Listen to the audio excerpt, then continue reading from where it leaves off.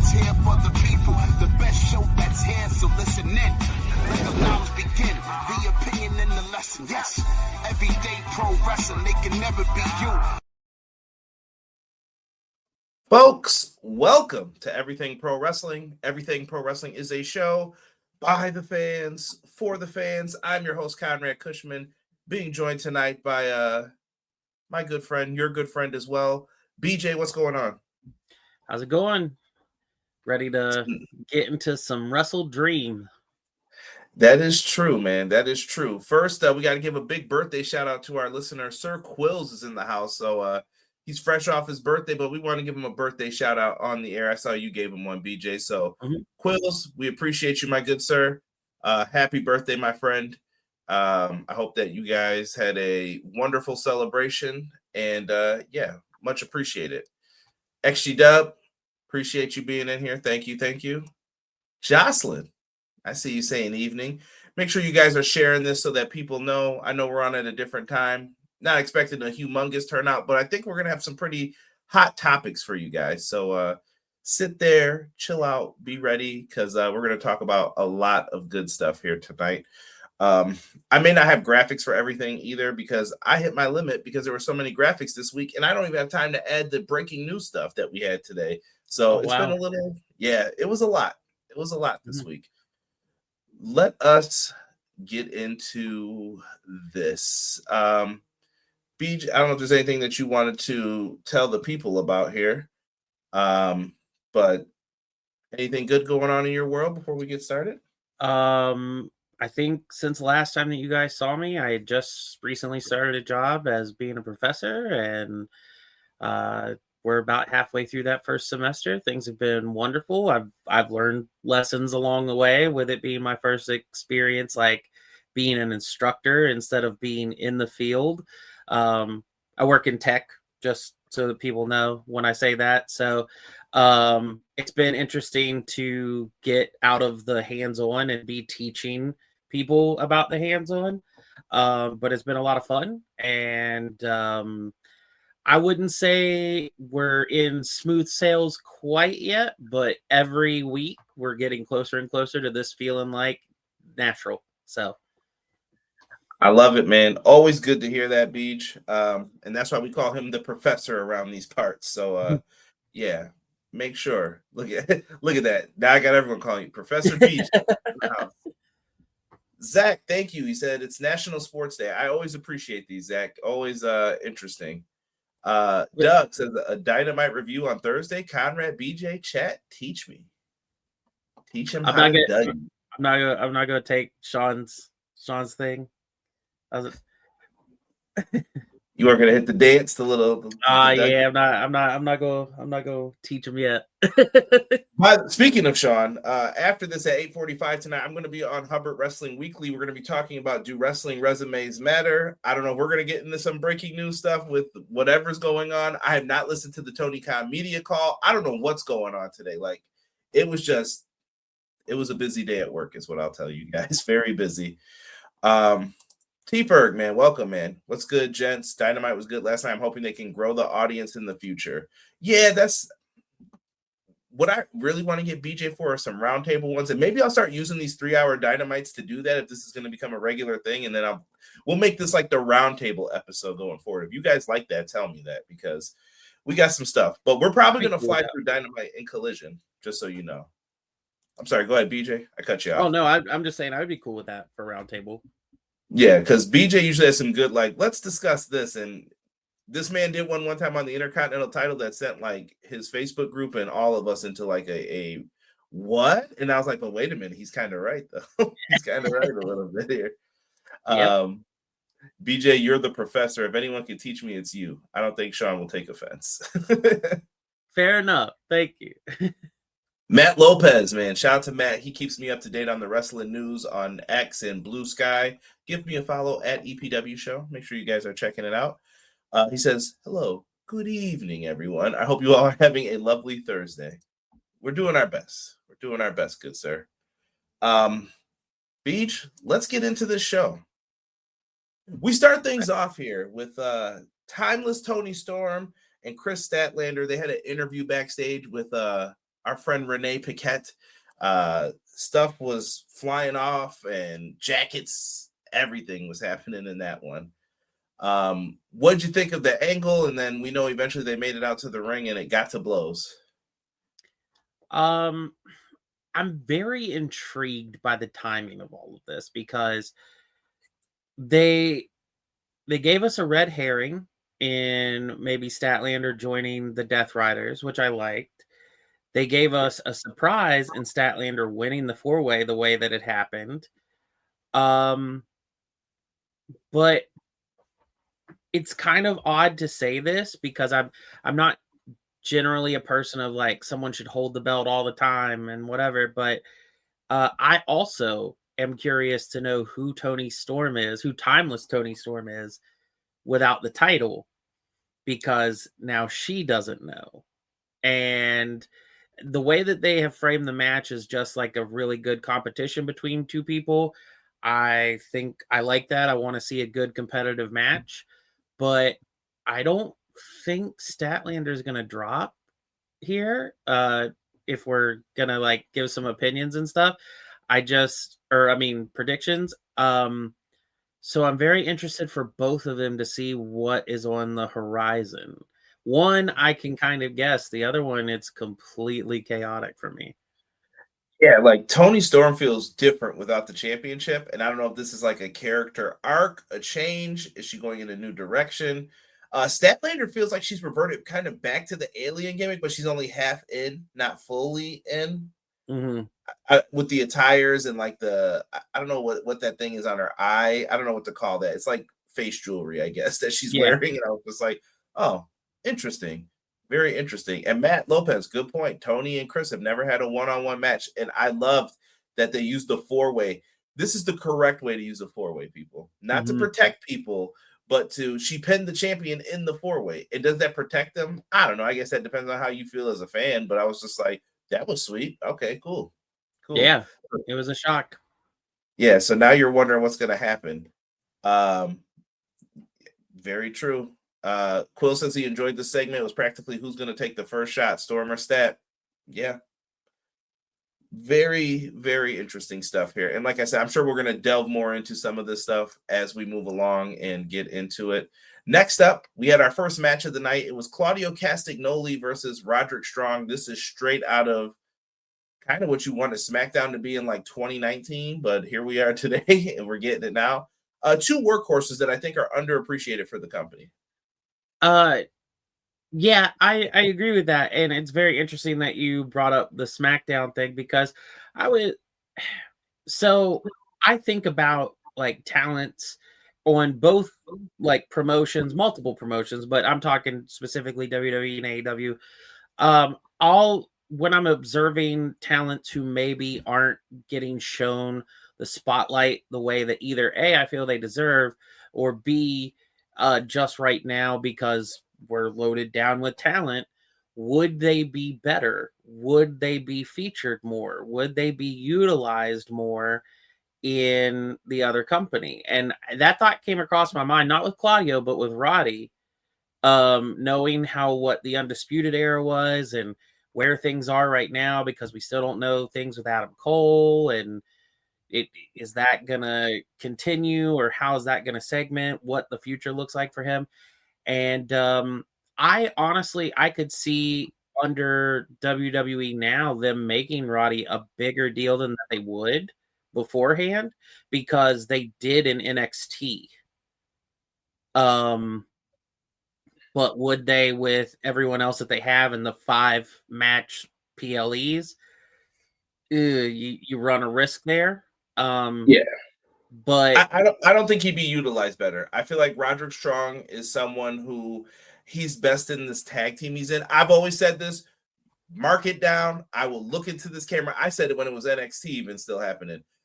Kyle O'Reilly and Roderick Strong are a better tag team to me than Bobby Fish and Kyle O'Reilly. I know Fish and O'Reilly, people love them, and I did too. I'm going to second that. They were way better. That was the best Undisputed Era tag title reign. They were just crushing it. And their matches were phenomenal. Roderick Strong is a workhorse, but I just don't see where he was gonna fit in. Like when they did the cruiserweight stuff, I thought that was good too, but I was just like, this works here, but I don't see it working on the main. Like, and Mhm. that's what it turned into for me for a lot of it.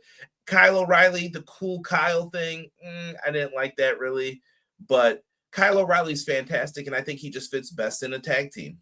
And they're in personally, these guys should be your Ring of Honor tag team champions. And I'm talking about they have a stranglehold on the tag titles, and you could do something with it because I think the current tag champs feel a little weird right now. I'm not gonna lie.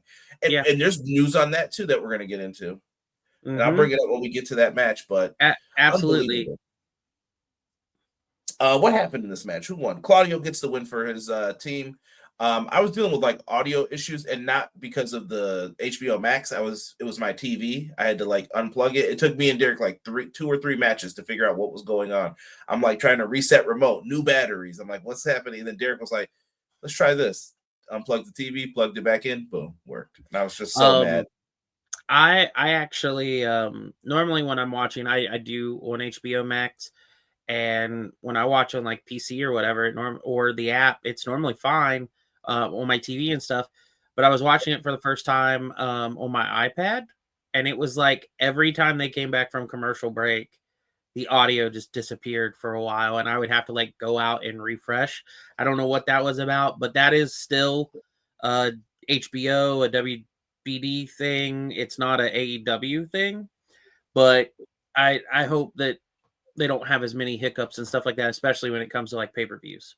We do have to tip our cap, BJ, since the last time we did this. They were able to tell people this time, like, don't forget to switch over if you're on HBO Max. I was like, thank Yeah, you for doing this. And I hope people didn't think I was being sarcastic when I said it. No, I actually meant thank you for doing it because like people just don't know. They just right. didn't know. Yeah. Big mistake, man. But so you brought it up before when we were just talking about AEW here for a second. So I feel like it's fair game right now to bring it up. What what do you think right now in what's the word I'm looking for here? As a whole, what do you think right now of basically number one, what AEW is doing, like as a product? Are they doing something wrong to you? And I know they got smashed on like the ticket sales and things like that recently, and I know people are going to find things. And rightfully so. I think that AEW lying about the attendance, this is stupid stuff to lie about in this day and age. But I Mhm. get why they were doing it. It would have got them a little extra cash flow in the pocket, which helps you Yeah. get more wrestlers, blah blah blah. But what are your thoughts right now of AEW as a whole? Um,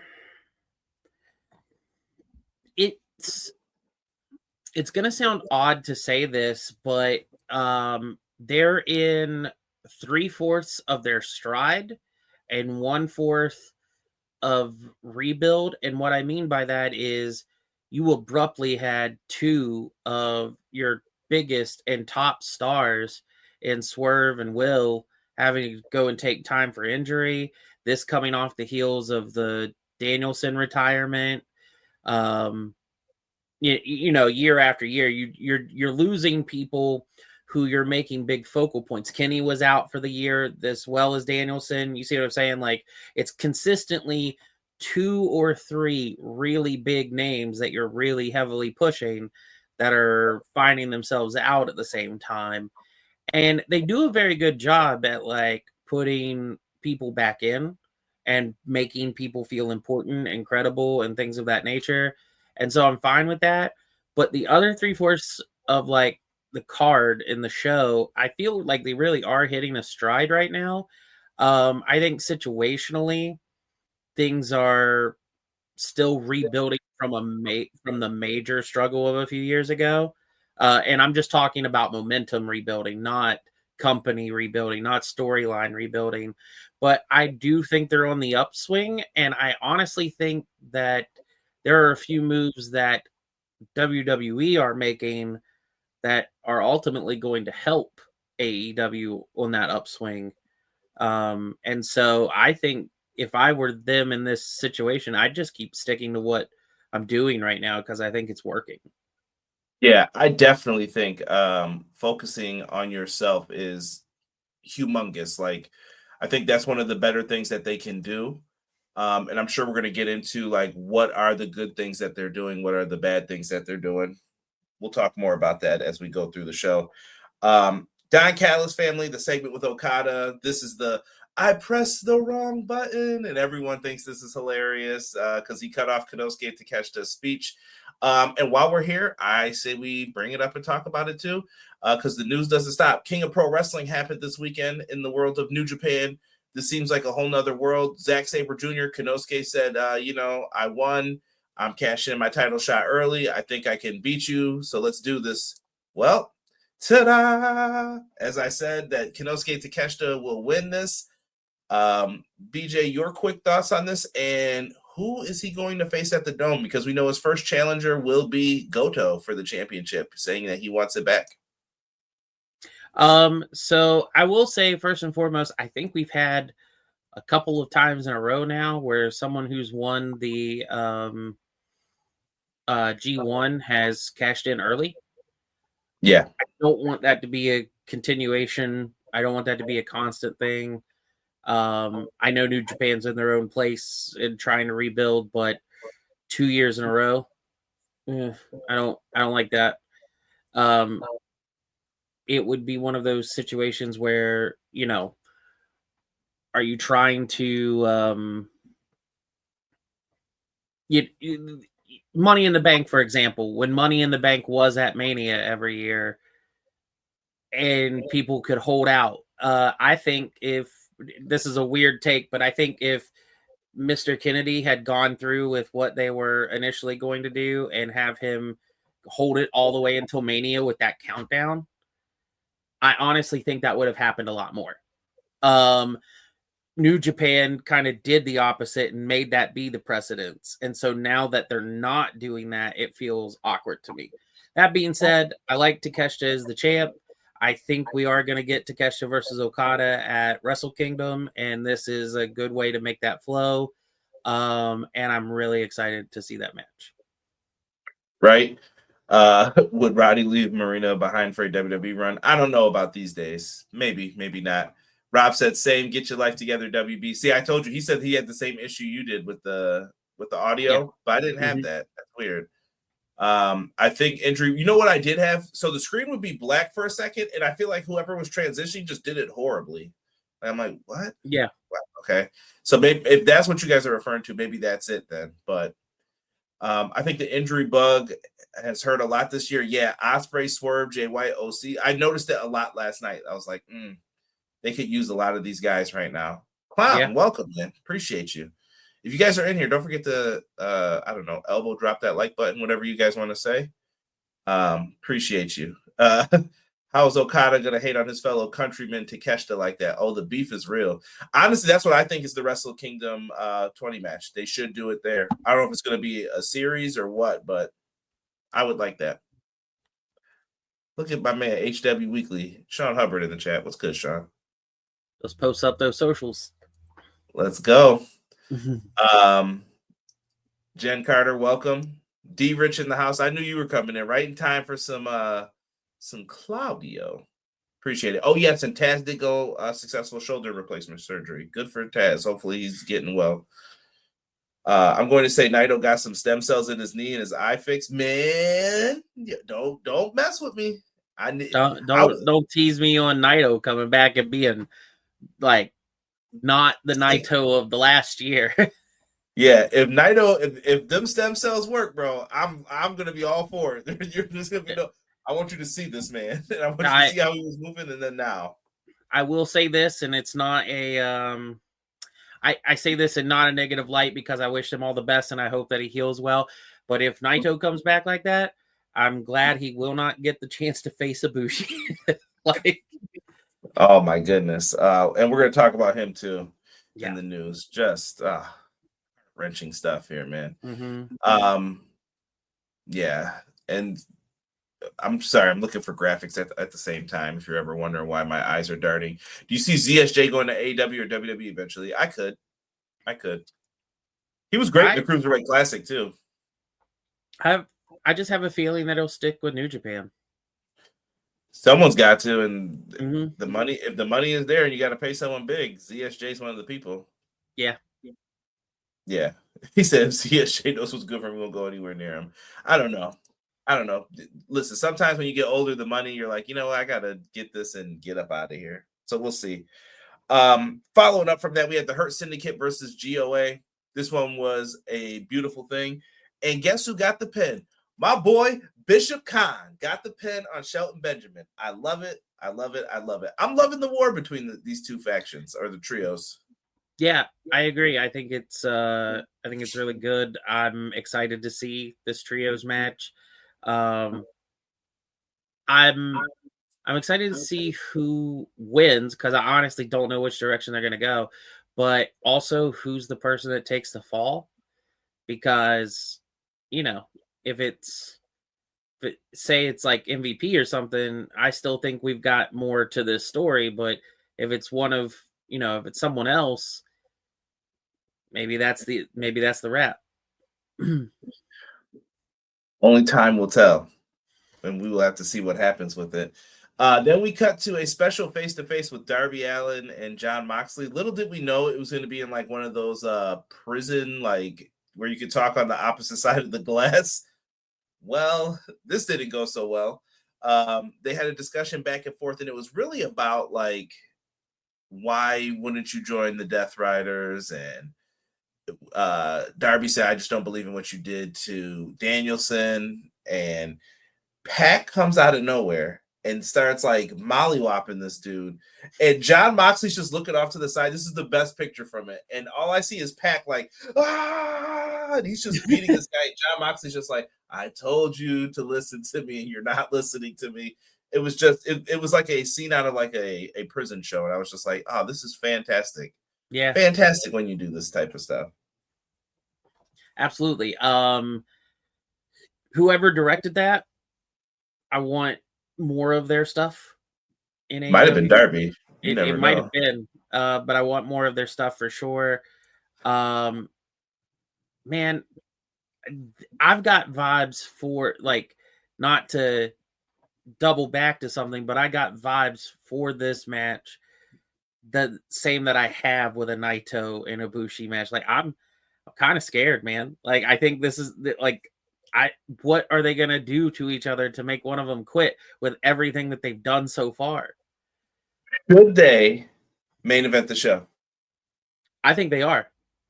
I think they should too.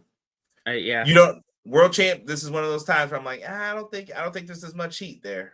I don't know if you saw the countdown show. I watched a little at the beginning. I had to go to bed. I was like, done. They went back. They kept bouncing from stories, but they went back to the Darby and Mox story like 3 times over the course of the program. It made me feel like this is your main event. And it's the 1-year anniversary from like how all of this started and how we are here and how AEW progressed through the year. For the people who say they don't tell stories, sorry, gotta always rub that in. So yeah, interesting. We're gonna, like I said, we're gonna deep dive into more of this when we get to it. We get to a trios match: Mark Davis, Josh Alexander, and Hechicero. Kenny Omega and Jurassic Express team up. I love that they did at least explain why Kenny Omega and Jurassic Express were in this position. They teamed up. Kenny didn't forget, and it's not like they really like each other either. It's just, you got my back so I don't get jumped. All right, cool. We can make this work. And Josh Alexander, they really started like big up, and I know this is a wrestling thing. My boy Kota Ibushi can't catch a break, man. He slipped off of Josh Alexander's back on Collision and broke his femur. That's like the hardest bone to break in your body. Yeah. What are the odds? What are the odds? And he won't be back for 2 years, possibly, to get back into the ring. From everything that I heard, I know he's wanting to move faster and thinks that he can do it sooner, but I think what he initially said with doctors and stuff is it's going to be like an entire year before he can walk on it, let alone like start strength training to get into a ring. And so who knows of that? I hate that has happened. And of course, I wish him all the best. We got 2 big injuries, not to also get out of the show, but with WWE with Seth, that's potentially year long, and so that's for different reasons, 2 big devastating names for potential stories and things going on in the world of wrestling, and I just hope that they recover as soon as they can and heal up well and can make a return. Man, loving the comments, guys. Trying to do this. Breaking news: ROH TV. Bandito will defend the world title against Mascara Dorada in the coming weeks, and it looks like it's going to be on the October 30th episode of Ring of Honor. Ring of Honor TV's been pretty good lately. Like, Yeah. I went back and watched the full episode. I was like, there was not a match to miss on this, and it was pretty good. That was from last week, I think. So We're getting there. Make sure you're checking it out. Ibushi is feeling that 40s injury in the U.S. He's got to take it slow now. Yeah, I think he should become more of a striker than the high flyer that he used to be. Kota Ibushi is still one of the best, man. When he hits that zone, that like crazed look, and he just starts hitting those strikes, like, yeah, if you just made him a carrot, like leaned into that, he'd be phenomenal. Yeah. Did you guys like Don's intro for Mark Davis? Yeah, it was good to just see Mark Davis on screen. He's just been gone for a while, and yeah, I laugh when Don does the Hechicero stuff. I'm like, bro, get this guy out of here, bro. And he's just yeah. This was a fun match though. They end up getting the win. Hechicero gets pinned with a Doomsday device, and I was like, oh, okay. All right, that was cool. And then he did the flip over one too. So it was like Road Warrior Hawk style, like, oh, you're going over. So that's how they end up getting the win. Young Bucks come out after to attack. There was this weird, awkward moment with Kenny and them. And then I don't know. I know they're leading into something here with like the Elite, I think, in the future, but they also made it seem like, okay, well, Jurassic Express and them are going to really go at it and put on, I think, that PWG style tag match. That's what the Bucks have been doing, and it works. Yeah. Yeah, my only criticism is the Elite leaning thing. I get it, and I do see where it works, and it's intriguing, but why do we always have to have a layer with the Bucks of, are we friends? Are we not friends with someone? Like, wasn't that you who originally pointed this out? Yes. When we were doing the show? Like, it's always their friendship angle. Yeah, and now it's about a friendship broken with Jungle Jack Perry. Shout out to JR for having it right from day one. But still got to pepper that Kenny stuff in. And it's like, come on. Like, we don't need it. We don't need that right now. Right. Are they teasing a face turn for the Bucks? Possibly. And I do like that the 500K is on the line for the pay-per-view match. Like I said, we're going to run through all of this again. Next up, we had Sky Blue and Jamie Hayter. Ayo. This match was, I liked it. I had a lot of fun with this one. This is kind of my sleeper match of the night, I thought. I thought it was one of Sky Blue's best bouts. I don't know if you feel the same way about it, but Jamie Hayter got the win. We got a Thekla promo after just saying, like, impress me. And that's it. Simple storylines for wrestling matches. What do you know? Yeah. Thought it was a great match. Bakery was open. Leave it at that. The Thekla promo at the end. It's not a cover for someone by saying this, but there was a part in Thekla's promo, especially there towards the end, like the "prove it to me" thing, felt kind of like a mix between like a old 80s wrestling and also had like a little hint of cringe to it for a US viewer. But one of the things that I want to say is that, like, Thekla isn't from the US. Her tone about words and phrasing doesn't match exactly where like a US person is. So it's kind of similar to just lost his name, Speedball. Oh, okay.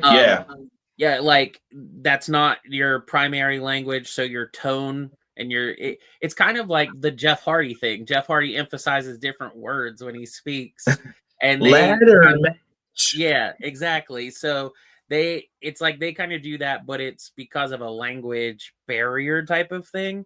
So when I watched it without thinking about it, I was like, oh, why did she phrase it like that? That was kind of weird. And I was like, oh, well, the tone might match the tone and how they would speak their native tongue. So, I believe she's Austrian, right? yes. Yeah. Yeah. And so it's, I'm glad to see this match. I want to see this match. I'm a fan of Thekla, and I'm really hoping we get an announced date soon for Blood and Guts. Yeah, well, it's happening. We know the date. It's just who's going to be in. Yeah, and how interesting is that? Not to get off topic of anything, but how interesting is that you called for the women's Blood and Guts, but when you first started calling for it, I believe all the people that we saw that could be involved, very few of them might be the people that's involved in the one that actually ends up happening. Yeah. Yeah, very odd. And you're talking about the first time I called for it, like years ago? Mm-hmm. Yeah. It's not even anywhere near the people who I thought it could have been. No. But I'm happy for them, though. I'm hoping that they do give this shot to people, and it gives people who don't have championships a chance to make history. That's why it's important that we're getting these women's tag team titles. I love that we're just talking about it. Like, there's a tournament coming. Tag titles are going to be crowned eventually. It's happening. I like that, and I think that's something maybe cool to have. I don't know if you want to do it in C2 season, but they might have to. But something is there for it, and I think it's really cool that they're getting women's tag titles. And there's going to be more on that for the Tailgate Brawl when we get into that. Next up, we had Hangman Page on commentary talking about the ham of a man, Samoa Joe, Powerhouse Hobbs, and what was it? Was it the Christmas ham? Christmas ham, he said. Yeah. Shout out to our friends on AEW Fan Hub. They had put up a photo about it. I said, don't you dare start teasing me with Thanksgiving season around the corner. Don't start right now about ham. And LFI, in this match, BJ, Roosh gets injured. Drake Listico ends up getting choked out by the Coquina clutch. But I think the bigger story here is Roosh he popped his elbow back so he could do the other part of the match. And I was like, okay. Not bad. Like, Roosh is committed. LFI is weird because they just do stuff sometimes. I'm like, why did you guys do that? And then there's other times where they're just like, yeah, whatever. I don't care if we got suspended and we're off TV for a little bit. And then there's other times where I'm like, Beast Mortos is just awkward. Like, he had the glasses on. And I just was like, what? Why is he wearing those? I just started laughing. And I was just like, okay. Yeah, I think it works. I'm concerned about the Roosh thing, especially for what story they seem to be portraying in ROH with him. I hate hope him that Sammy's tag champs. I hate it. Yeah. It just doesn't feel right. Like, something like Sammy does not feel like he would really hang out with them. I could feel like, yeah, I'm just here because Tony's trying to get me over again. I'm just like, it's not working, bro. He was better with Dustin than this, in my opinion. I was like, nah. That's interesting. I don't know how I feel about that yet. I haven't really given it as much of a chance. I didn't like that he was just like ringside instead of being one of the people in the match. But picking and choosing there. I would say I think in the future, just based off of how I can perceive things, with Beast Mortos and with Hechicero, with how he does with like Don Callis, I'd love to see those two as a tag team. So Sammy is a face or a heel? Sammy's a heel to me. Sammy's a heel. Yeah, he just comes off as an arrogant little jerk. We need more Sammy getting hit by go-karts or golf carts. That's one of the big things I do miss about the pandemic era of AEW. Just wildness happening at all times. They did do a little shove of the title with Joe and Hangman. Listen, this is the simplest. I don't want you guys to ever overcomplicate wrestling with, where's the story? Why isn't it this? I don't understand. Because not everything has to be this guy broke into your home and did all this stuff. It's cool to do that sometimes. I'm not saying it's bad, in my opinion at least, but Sometimes you could just do a storyline with, I don't respect you, dude. What? I don't Yeah. respect you. And I was exercising today, and in my head, I thought of a storyline. Like, I was like, if I ever had to do something like Joe did, what would I do? And it came to my head, and I was like, that's exactly the same storyline I would tell. Like, yeah, you disrespect me. You could have two guys win a tag match, and I can have them fight like this instantly. And they Yep. don't even have to lose the tag match. It would be that simple. Oh, you think you're better than me? Or someone pushes someone just a little too hard after celebrating. It's like, oh, well, you could have saved me, in the match, and then push. There they go. And now they're brawling. It's wrestling. It's that simple. So I don't want people to overcomplicate things. And I feel like some people were trying to do that with this. Yeah, I'm very much cool with the way that this is panning out, and Joe at any time is a credible threat to your championship. Always. Yeah. Following up from this, we got Kyle Fletcher, Orange Cassidy versus Garcia and Yuta. Orange did the dance. We loved it. Death Riders ended up getting the win here. I am gonna miss Wheeler Yuta's theme though. When he turns babyface, I'm gonna go nuts when I hear that theme again. That was just my jam. But I do like Garcia with them here. He feels more like this is his direction and this is what he wants to do. They end up getting the victory here. I don't know if you thought it was the right call, the wrong call. It was kind of weird that O'Reilly is going to team with Cassidy here instead of his tag partner, but he's also in the conglomeration, which is like this hybrid of the tag team and then these guys hanging out. So, yeah. Any thoughts on this and what they were trying to accomplish here? Basically set up another match for Tailgate Brawl, in my opinion. Yeah, I think so too. I don't know how I feel about Garcia and Yuta being a team because they just, for some reason, it just comes off to me like they should be rivals instead of a team. OC, glad to see him back. I want them to do more with him now that he's back. I saw that. That was funny. Clown, great. But also, I'm just glad that Kyle didn't get out Kyled this time.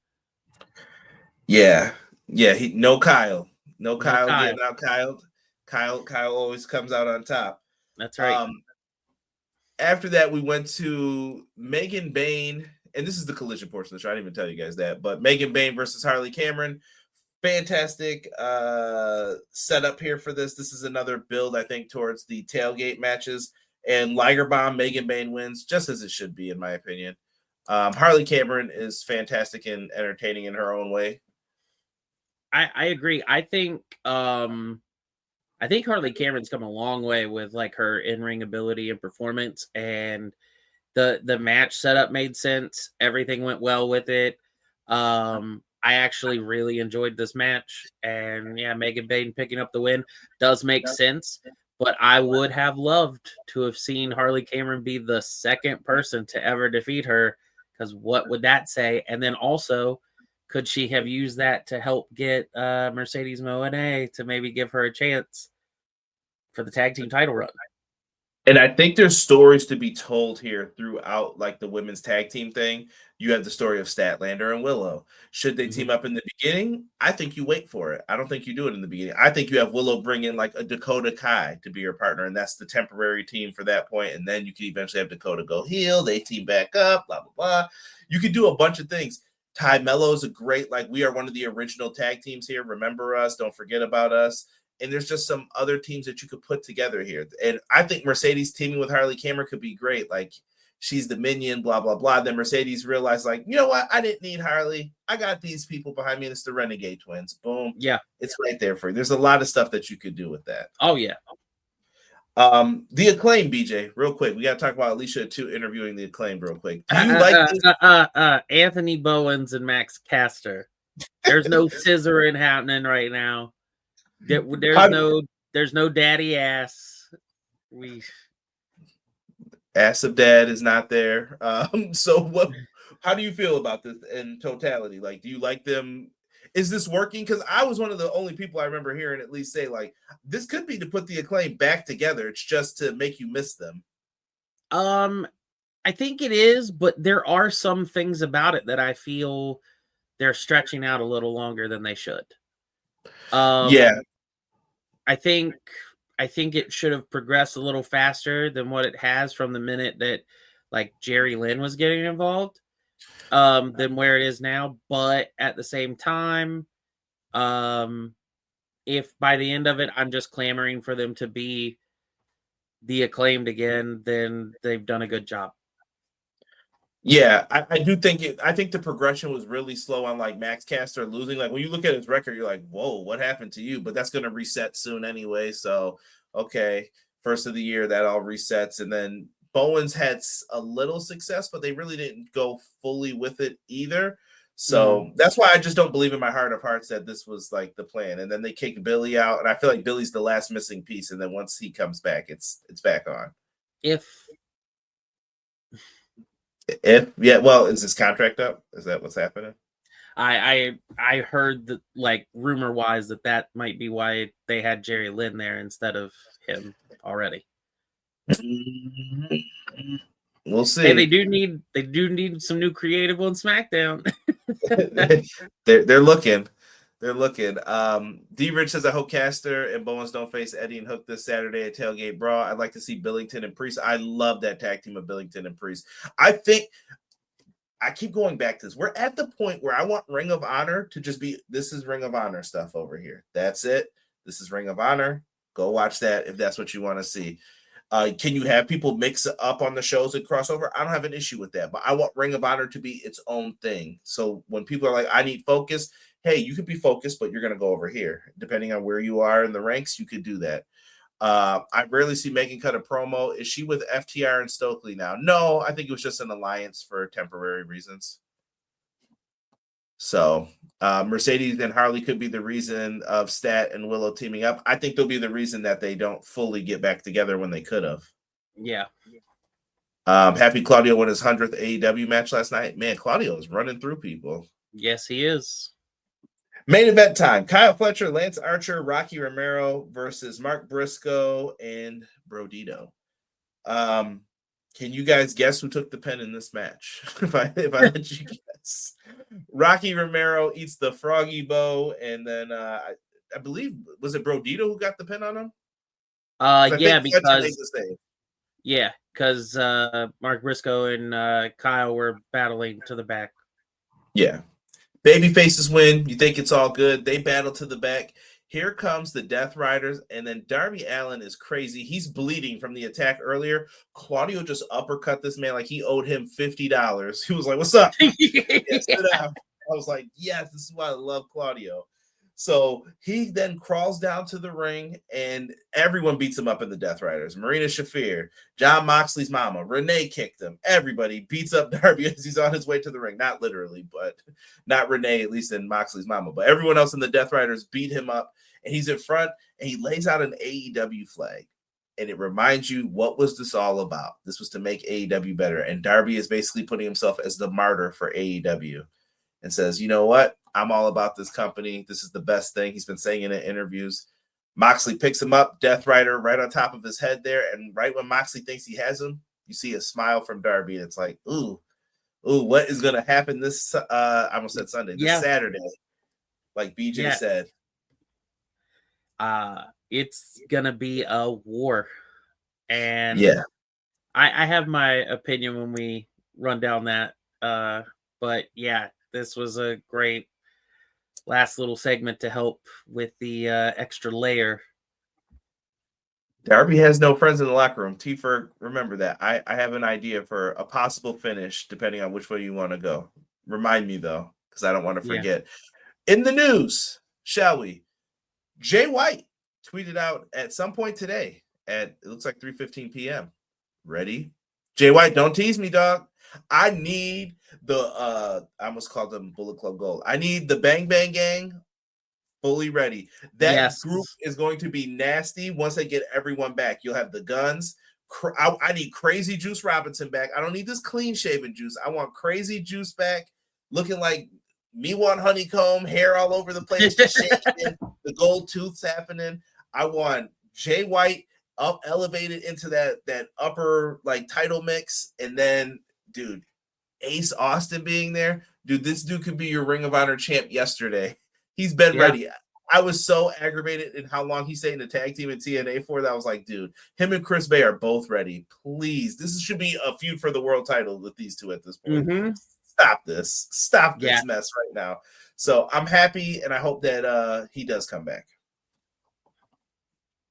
Yeah, me too. I want to see that. I just saw someone suggest them versus the Death Riders. Honestly, I'd like to see the Bang Bang Gang versus the Hurt Syndicate. That could be fantastic as well. Mark Briscoe is my Jey Uso to Hubs. When MJF wins the world title, Mark needs a Mick Foley world title run. I wouldn't be mad at that. Nope, I would not be mad at that for Mark Briscoe.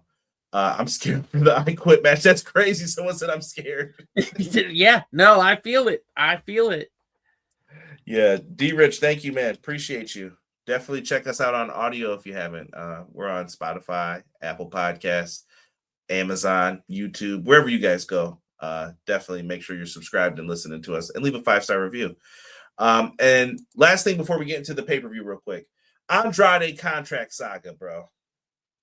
Beach, let's get into this real quick here. So the last news that I heard of today, hold on, I have to read from my other stuff. I hope you guys trust me that I'm not making this stuff up. But new TKO contracts have a clause where if you are fired for cause or breach, there is a 1-year non-compete. The older contracts had this, but it's standard now. This is the holdup involving Andrade, according to Brian Alvarez of Wrestling Observer. Yeah. I'm gonna say this is bullshit. This is bullshit. Pure bullshit. You can't tell someone they can't work somewhere for a year, BJ. Right. Yeah. No. I fully think that not for AEW reasons, not the inter-promotional turmoil there, or but I truly think this is their retaliation on Andrade. Andrade wasn't happy where he was, wanted to get out, found ways to do so. And they said, oh, okay, yeah, that's cool. And then said, actually, you see this fine print? We let you out, but we're going to contest that. And you violated it already by showing up. Like, see, here's the weird thing. I think AEW is too smart for this. When he said he wanted to come back, I don't think Tony was like, drop everything. Sure, yeah, you're great. Like, let me see your contract. What did it say? Okay. What happened over there? Why did you get let go? All right. And I'm sure it was like jazzed up, but he's like, are we clear here? Like, I think there's like a clearing process that you have to go through. Yeah. So why did Andrade think it was okay? He has to have lawyers. I mean, the dude has flair in part of, like, you know what I mean? Like, in his history. They are not going to do something foolish like that. So I would hope that he still has those same lawyers. Maybe he's doing stuff on his own and he messed up and they didn't check. I don't know. But something just doesn't smell right here. Why did he show up and think it was okay? And AEW thought it was okay. And now it's like, oh, it's not? Yeah. That's weird. Yeah, something's very odd there. And it's kind of derailed this whole storyline where people are like, where's Andrade? And all those people who complained and yelled at Tony, I didn't see any. Tony, I'm sorry I accused you of this. I didn't see any of those today. It was just Tony's fumbling with Andrade again. Like, dude. Yeah. You don't know what's happening with all of this stuff. And I want people to be smart about this too. I'm about to give a great example because I was talking to some friends and I had to bring this up.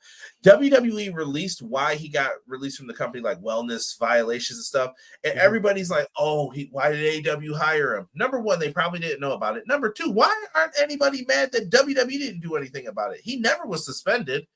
No. I guess that doesn't matter anymore, right? So that just quietly has been brushed to the side. I just don't understand. And should these guys be healthy? Yes, I want them to be. But at the same token, like, what are we doing here, man? Like, what are we doing? Why would you release that information? That's like a HIPAA violation, in my opinion. Like, why are you allowed to say someone failed something? We don't know if he didn't take a test, but now everyone's wondering, oh, this guy's probably on this or that. Like, that's slander. We've heard throughout so many years of this with the testing of It could be certain prescribed medications that are just happen to be on the list, and they didn't even think that it was anything that should be something, and they're prescribed it, but it doesn't matter. They didn't let the WWE doctors know, so therefore they've, like, we had that with Adam Rose with Adderall. Yeah. There's been ones of just not making it in time to take a test. There's been people, I believe Hornswoggle, basically the reason that one of his was he couldn't pee to take the test, and you only have a certain window to submit it after they've called you in, and he couldn't do it, so it's a violation. Exactly what you said, Clown. Same thing, man. Yeah, it looked like it was either going to be Omega versus Andrade or the Golden Lovers versus Andrade and Alexander. I thought the same thing. Yep. And then everything just went to shit with the storyline. And so people are bringing up a good thing here too, BJ. The main thing I'm mad about is if you want to keep the guy in the non-compete or whatever, okay, but pay him. If he's not being paid and you're saying he can't go somewhere, bro, this is bullshit. Like, I would be mad about it. I will also add, and this is someone else involved, not the Andrade situation, but what I heard about the Ridge Holland situation. One, supposedly taking like a $200K pay cut to go back to an NXT contract is hell insane. No. Secondly, the fact that he got hurt on your dime, you booked him in a match, he performed for you, he got hurt, and you're like, we'll pay for you to get healed, but during that time you're recovering, we're ending your contract and we're not gonna like help you sustain anything while you can't work. That's some BS too. Yeah, I think that the corporate greed is gonna really show up with some things, and people are not gonna like that. Yeah, I'm just not a fan. Take care of your people. Yep, at the end I agree. Of the day. And I get it. Like, people think like people should honor contracts. I'm gonna take Tony Khan to task for this too. Danhausen, let him go. Let him go. Yeah, man. Yeah. You're not gonna use him, then he can go. But yeah, it's just time to end all this pettiness and the foolishness when it comes down to this, because we had a great moment for fans and it's been taken away. So yeah, who are we really helping? Who did this all really serve at the end of the day? I agree. And my last thing, independent contractor. I want to just bring this example up real quick. Mm-hmm. I want people to look up the things that make you an independent contractor off a checkmark box. And I'm just saying this as someone who has like taken business for years and years and years. And tell me if you think WWE wrestlers are employees when they implement dress codes, got to wear a suit at the airport, when they tell you certain things. BJ, I'm a plumber and you're my boss. Imagine if BJ said, you're going to go and clean those pipes, but in a suit. No, I'm not. You can't tell a plumber that, because they're an independent contractor, and I'm going to wear a shirt and jeans when I go in there because I'm going to get dirty doing this. And if BJ said you're going to wear a shirt and jeans, great, but I'm also not going to do that if I wanted to wear a suit that day. I can go in there and wear a suit if I wanted to. It's my suit. It's my problem. Right, but if you're a part of my Mario Brothers plumbing agency, we're the Mario wear the Brothers. outfit. Yeah. Right. Yeah, and if you tell me to put it on, it's Conrad, Mario, and Luigi. We're here to fix your pipes. Like, that's right. Like, that's different if you're an employee. So be mindful of that when we're having these conversations, because I know some people are like, well, everybody knows about the 90-day no compete stuff, and I'm like, yeah, they do, but that doesn't mean it's right either. I just have either you're going to be an independent contractor or you're going to be an employee. Pick a lane. Don't do this like straddle the line and play these games. And I just don't think enough people take them to task. Yep. All right. How great would Danhausen be in the conglomeration instead of offering Mark Briscoe front teeth? Yeah, that would be great. Yes. You'd appreciate this. So we have a huge. Oh, go ahead. I was just gonna say I have your notes for WrestleDream. I have a concise list if you want to hear them for the TK scrum call. Is there anything crazy? Give me the good stuff. Of course, Tony Khan's still going to honor Antonio Inoki. When he was asked about the Andrade contract situation, he he basically non-answered, and he even had a follow-up question that was asked to him about it, and he had non-answer. He's just excited to see what's next for him. About a potential Women's C2 tournament, he said, we'll see. TK says if there's ever a Hall of Fame, Joe would be a first ballot Hall of Famer. When asking about the new Nielsen ratings, he said that he's a part of different sports leagues and he's aware of the differences and he's trying to learn from them that they need to adapt to the changing environment. He hopes Swerve can come back relatively soon, and based on conversations he's had, he's on a good pace for sooner than later. Coda was planned for WrestleDream, and the injury is devastating for many reasons. He said that they are leaning towards 2 Let's match a men and a women's this year. Okay, 2 blood and guts, you said? Mm-hmm. Okay. And he said that things have been undeniably changed for this Saturday, but he expects the show to be excellent, and he is making changes and, quote, going to try some things when it comes to this. So that's very interesting. And just for credit where credit's due, that was from Secret Panda XX on Reddit. Thank you, Secret Panda, wherever you are. Your secret is safe with me. We are on WrestleDream week. We are now waiting for the 0 hour to eventually begin, which will be on Saturday at 7 Eastern time. You guys can watch this internationally on Triller TV, so make sure that you guys support our friends over there. And also, it's going to be on HBO Max, Amazon Prime, YouTube, wherever you guys like to watch the shows. Feel free. Make sure that you're just watching. And then I believe we're going to have a live show after. If you see it up, then we're doing it. Yeah, and then WrestleDream will begin at 8 on Saturday. So let's go through this, BJ, and just get our quick thoughts, and then we'll get on out of here. Yeah. Tailgate Brawl. We're here. Hot dogs, hamburgers, and a little bit of the conglomeration versus Death Riders. This match was added last night. This should be a fun one. I like this because you got to have a little star power for TNT, but you're also not really on the show. But it makes it feel important either way. Like, yeah, go out there and crush this match. I'm going to give you whatever time you need.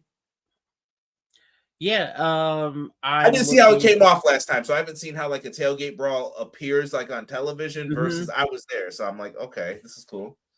Yeah. I think it'll do pretty well. I think the last one did pretty good too. I'm gonna say that the guy who looks like he eats no burgers and hot dogs, Pac, is gonna be the one that pulls out the W for his team in this match. Yeah, and shout out to my guy Tomohiro Ishii in this match. I think some people are going to be getting chapped a little bit here in this one. Oh yeah. Orange will be a lot of fun in this match too, but Pac has been phenomenal, and his new old school wrestling attire, I fear for people. Yeah, Pac looks like a whole different person, and it makes me feel odd whenever like I'm watching him now. I'm just like, that man is a marvel for so many different reasons. For sure. And BJ, while we're here, I know that you have brought up some things before with Kota Ibushi and did change the cards. How do you feel about Kenny Omega right now? Like, should Kenny Omega be like pay-per-views only? Or are you okay with him just like one Dynamite match, but he's not on the pay-per-views? That's an interesting thought. We know that Kenny's on limited time. I would love if not exactly how WWE has booked the Cena run, but I'd love if we booked Kenny that way, but like hybrid it, make it a mix of give Kenny his dream matches, but also let Kenny have open challenges. So we get some, new names and young up and coming names showcased off against Kenny. And I think you could do that for 2 years without it getting stale at all, because people respect and honor Kenny and would let that just be the way out if that's how we wanted to go. Like, I'm talking like if you brought people in from other companies and stuff to wrestle him at times too, like this is the celebration of one of the best to ever do it. Yeah, and I would totally be down with how you just laid that out. I love that idea. Sorry, back to Tailgate Brawl. We digress. Eddie Kingston and Hook, they seem like they're a new tag team. I'm kind of okay with this for Eddie. I feel like that they could be even a trios if you add Ortiz to the mix and maybe even Diamante. Like, add some people to this, and maybe you guys have a little group here together. Maybe it's a group for Ring of Honor. But who do you think steps up and challenges these two for a tag match? That's interesting because at first I would have said LFI, but we don't know how Roosh is going to be with the elbow, and I would think that he was at least be one of the two. So, maybe we get break the walls down. What? What is he doing here? Maybe we get Big Bill. Big Bill and Brian Keith again. Yeah, they could. I was there when they whiffed on that last one. I felt bad there for that. But it was Keeks' first match back, so I wasn't trying to tax him after a horrific leg injury. So, yeah, you could do that. I'm just trying to think if there's any other teams that they could just go in there and just roll over. Yeah, a lot of people are saying Big Bill and Brian Keith. Maybe get a debuting team. I don't know. But give me Kingston and them for the dub as well. We move on to a women's tag team match. We're going to have Penelope Ford, Megan Bain versus Willow Nightingale and Harley Cameron. I say give it to the faces here and have Harley pen Penelope. I was just about to say the same thing. I want Megan to get pounced out of the ring. Pounced. And that leads to Penelope tossing her out, turning around, and facing the wrath of Harley Cameron. That's how I'd book it. Nice. I like it. Oh, yeah, people are bringing up, Adam Priest and Tommy Billington. That'd be good, too. All right. And this is the match I assume that's either going to open or close it, and I'd probably have this close it. And it's weird to see FTR in this spot, but like I said, you need star power on this. Mm-hmm. Stokely with FTR taking on Jet Speed. In what I think could be a fantastic match. I like Jet Speed as a team. They've grown on me a lot. Oh yeah, I like Jet Speed a lot too, but they're taking the L here. Shatter Machine, Big Rig, whichever you want to call it. Are they back to Shatter Machine? Yeah, I think they went back to Shatter Machine because they're heels now. But if you call it the Big Rig, I'm not mad at it. I feel like that was when they were like coming in. They still had to do like that mechanics type stuff.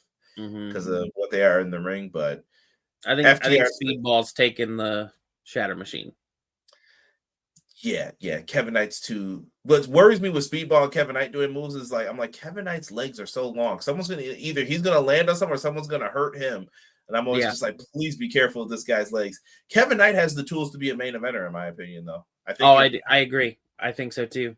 Yeah, when the moment is right, and if he can get himself to that level, and it's like, all right, here's your chance. Show me what you got. He could be going all the way to the top. Now let's run through the regular card. Hopefully, I don't miss anything. If I have one missing, BJ, yell at me. Kyle Fletcher, Mark Briscoe 5 TNT Championship. This was one of my favorite matches in the C2. Just because of the shocking ending and Mark Briscoe beating Kyle Fletcher, who was on a tear, and Mark Briscoe was like, not me. So. Do they give Mark Briscoe this title shot, or is this something where MJF's going to come in and screw this up for him? I think the latter. I think MJF is going to cost him the shot. I think you have Kyle keep this. I think we need to really rebuild that TNT title, and I think Kyle Fletcher's the guy to do it. So have him come out there and just put on these consistent bangers with anybody that he can. But it should be a good one, though. Oh, yeah, I agree. Would it surprise you if Mark Briscoe walks out with the title? Yes. In this situation, yeah, it would be a surprise to me. Yeah, Clown said, please let Mark win. I don't know if they're going to do that. I still call it the Big Rig because I thought Shatter Machine was WWE based. Now, they went back to it. I've heard both, though, so who knows what they prefer out of it, Quills. Man, I see some people saying Briscoe for the win. It could happen. For $500,000, and the Bucks need it because they spent it all at the casino. Well, Nick did.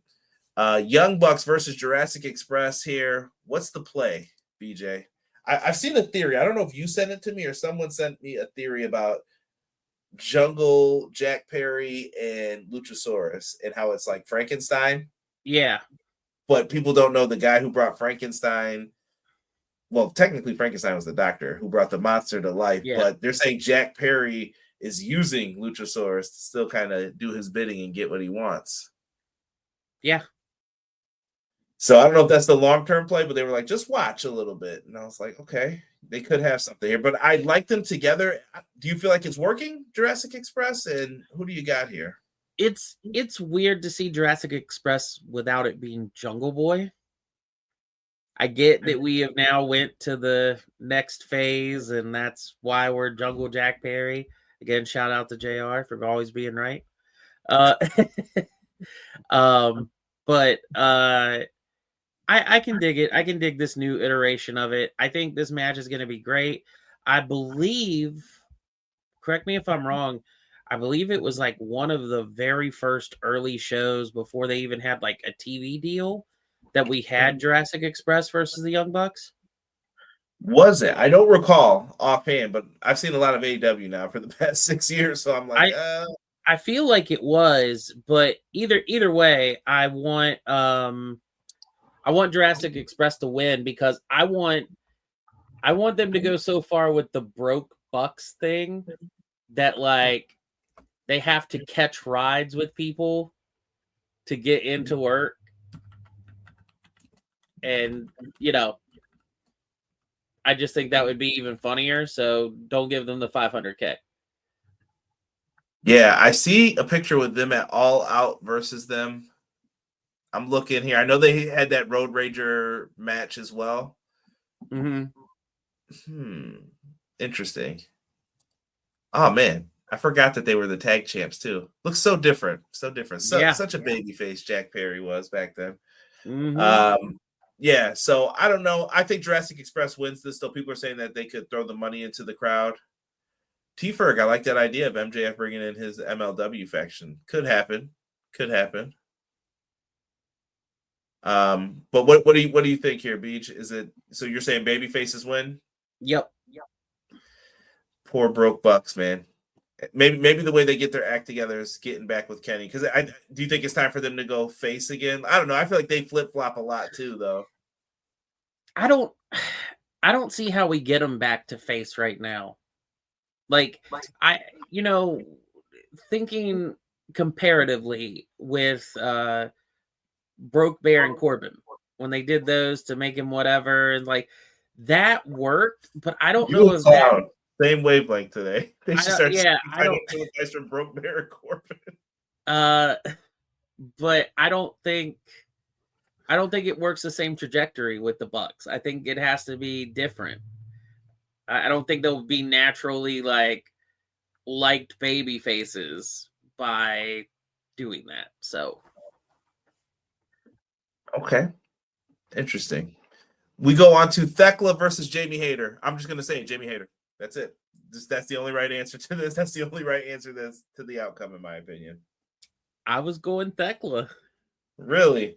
I'm not mad at it. You could do Triangle of Madness. I just want Jamie to get something here. Like I feel like anytime she's getting close to something, it's like, oh, nope, not today. So she was very good as a world champ, and I think she deserves to be shown that spotlight again. So I love the climb, though. I think the climb has been beautiful. I think they don't keep giving it to us because they're like, no, you're gonna watch her earn it back. And when the moment's right, we're gonna strike. Yeah. So all right, so that's our first difference one. That'll be one of those tiebreaker ones for us. We do have this match has changed. This is now a tornado trios match with the Demand versus the Hurt Syndicate. I'm calling it again. I was wrong at All Out. I'm calling it again, BJ, for the same thing. We are going to get a new member of the Hurt Syndicate from this. I think so too. Is it Cedric, or do you think it's someone else? I think it's Cedric. Yeah, we'll see what happens. It's going to depend on that TNA deal, which, by the way, if you search it on CW's app, it does pop up like Impact Wrestling. Somebody had noticed. Oh, wow. So, yeah, I don't know if it's a doctored picture or not, but I retweeted it because I was like, oh, that's interesting if true. So it's there for us. So you're going Hurt Syndicate as well? Yep. Don't pen my boy Khan, man. Pen Ricochet. Pen him again. This one is going to break a lot of hearts. I think there's going to be a lot of arguing here with this. Brodito versus Konosuke Takeshita and Kazuchika Okada.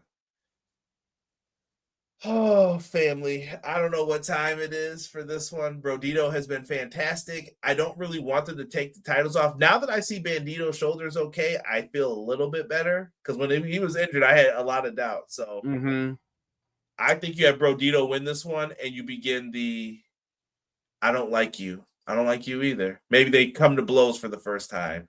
And then the C2 gets announced, and you're on different brackets. I made sure of it so that you guys aren't fighting with each other, and I'll manage you both. And then we're waiting for Don Callis to do the turn. I think Konosuke Takeshita eventually goes face, but I think you wait until maybe even if it's at Wrestle Kingdom. Give New Japan that moment. Help your partner out, and you could definitely do that. Now, is Okada going to go back over there to be the champ? I don't know, but yeah, I agree. I could see if Okada and Takeshita won, but that feels very the other company type of move. Can they coexist? Right. And so I think I think Brodito is going to win, but I think it comes off of a missed Rainmaker. So someone ducks and he catches. Okada hits Takeshita with the Rainmaker, and then they get Okada out of the ring, and Bandito gets the win. I can respect that. T-Ferg brought up Keith Lee could be a surprise member, even though I doubt we will ever see him in an AEW ring again. I don't know what happened with Keith Lee and the whole story with that. I feel like it's just they lost faith. I think they just lost faith, and that happens sometimes. Yeah. Chris Statlander, Tony Storm. Timeless Tony Storm. Beach, I'm taking Stat for the win, and I don't know if Tony Storm goes crazy and, I don't know, develops her character a little bit more and goes into more of a mad woman frenzy, maybe even as a heel, but that's what I'm going to say. Statlander for the dub. I'm going Statlander too. Okay. It's the right call, I think, for right now. Yeah, I do too. But I feel like by the time we get to Revolution, I don't think Statlander's going to be the champ. I don't know why I have that feeling. I just have that weird feeling. Who do you think takes it? I don't know. That's the weird part. I feel like it could be a lot of people. Like, it could be anybody, even at this point. Even if it's Mercedes. Because to me, Mercedes and Tony Storm have a story that they can go back to.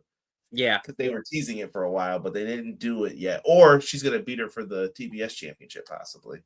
I don't know. And Mercedes isn't on this card. She's actually going to be defending the CMLL title against Persephone, one of Derek's favorites. Yeah. So can't wait. You can catch that on Triller TV as well. And then let's do the world title match. Hangman Page, Samoa Joe. I think this one's a foregone conclusion. Should be a good match. I love Samoa Joe, one of my favorites, but this cowboy shit must ride, man. That's right. Hangman's got to take that win.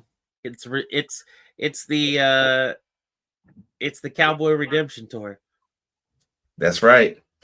I'm looking forward to it, and I'm just looking forward to who they keep putting in front of Hangman. And we still have that MJF contract looming as well. Yep. So, and then what we think should be the main event: Darby Allin, Jon Moxley. I quit match, sir. I have a theory for how this should end, possibly on each side. Well, less so for Moxley, but I have a theory, and I'm going to actually take Moxley winning this. If you can't tell by the look on my face, like I'm worried. I'm worried about this match. I'm worried about what I'm going to see. We said, the Naito Ibushi kind of effect is what I'm feeling. I don't know. It scares me. We had that odd situation with Swerve Hangman 2. Yeah. And I felt very awkward at the end of that pay-per-view. Like, I was like, I don't know how to feel because I feel shocked and I feel like we hit a different level of violence.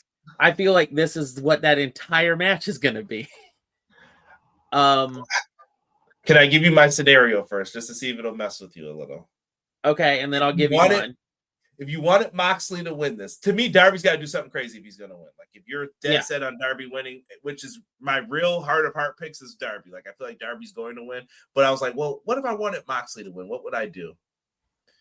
They come out with the Death Riders, and Sting is in like a body bag, beat up. Like, I'm talking old man Sting. The face paint is running. He's bleeding. You could do something crazy with makeup for him. And he is there. And they're like, look, we are going to beat this old man up. We're going to throw him off the stage, whatever they're going to say. And Darby's like, okay, all right, don't do that. You know, you get him to quit, and then that's it. And then afterwards, you still got to do something horrible to Sting. Like, yeah, you're done, buddy. To me, that would be the only way that they could win. That's very interesting because one of the things, now it's a little bit more dastardly, but one of the things that I thought was with Darby apologizing ahead of time, he grabs Renee and threatens to do something there. But ultimately, I think Darby is going to make Moxley quit.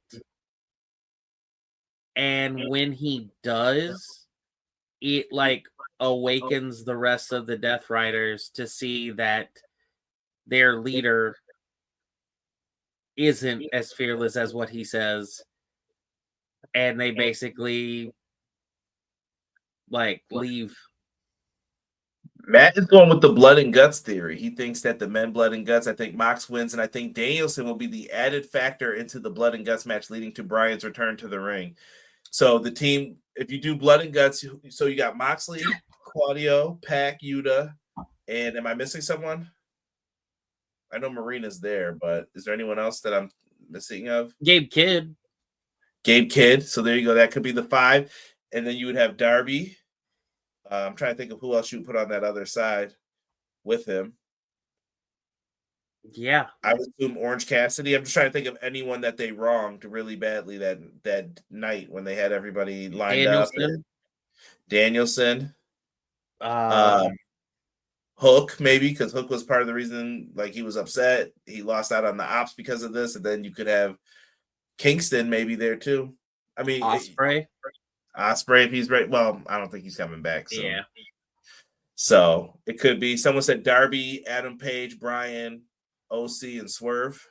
If you can get Swerve back too, this match should be called "I'm trying to go to prison" match instead of "I quit." Listen, I already had the GTA music on the YouTube Shorts with this, man. I don't know what Darby's about to do. I like Eric's comment, by the way, too. I wasn't saying to put her in a body bag, but I was saying, like, you know, Darby keeps carrying around that flamethrower. If Moxie's not afraid about being set on fire, what if he's afraid about Renee being set on fire? Yeah, it's supposed to be the Rock and Roll Express. Ricky here with my tag team partner. We're going to definitely go out there and hit some drop kicks and put you up against that Fitz. Someone's going to jail at the end of this. He just yelled, put her in a body bag. Come on. Have a heart, man. Yeah, I can't wait for this, though. This is going to be a lot of fun, and we'll definitely enjoy it, man. I do want to leave enough time here for Sean, because we're going to go over there. But Beej, man, I thank you for coming on and doing the show. It's WrestleDream. It was good fun. I thank you, sir. Is there anything you want to plug, promote? You guys, Monday, 6:05, Clash of the Podcast. Obviously, check out all the reviews. And you got your merch shop, your newer one with new designs. Hey, yes, look at that. It's on right there, ready to go. That wasn't even planned. Planned. Always ready, though. Always ready, man. Gotta cop one of these new shirts, man.